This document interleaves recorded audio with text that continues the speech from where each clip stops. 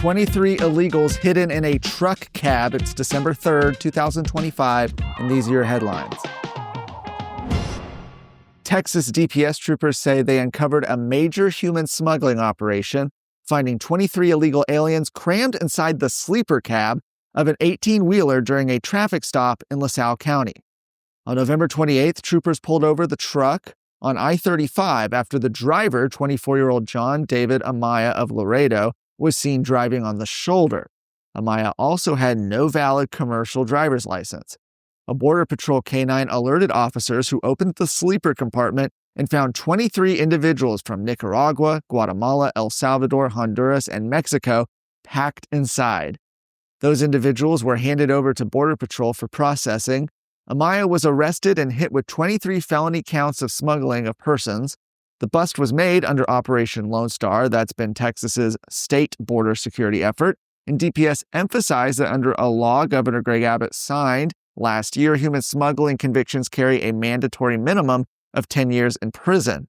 If convicted, Amaya could face a lengthy sentence.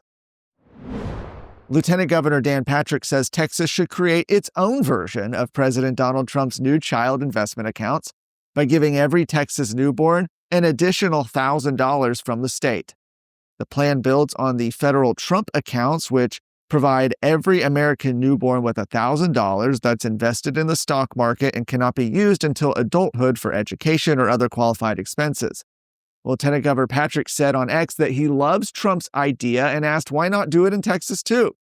He noted there are about 400,000 babies born in Texas each year and said one of his top priorities for the 2027 session will be passing the New Little Texan Savings Fund.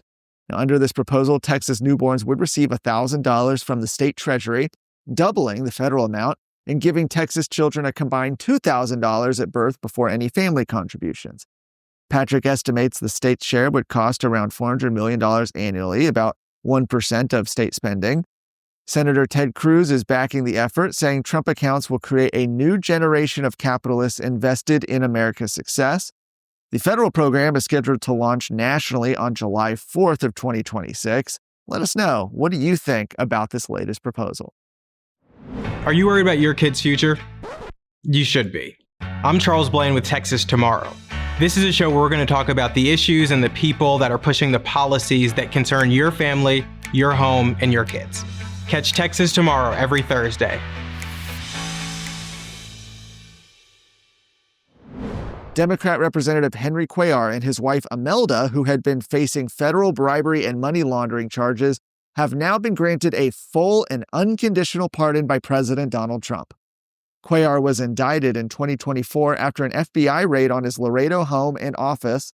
Prosecutors had alleged that he and his wife received around $600,000 in illicit payments from entities tied to Azerbaijan and a Mexico City-based bank in exchange for influencing U.S. policy. 2 consultants involved in the scheme already reached plea deals.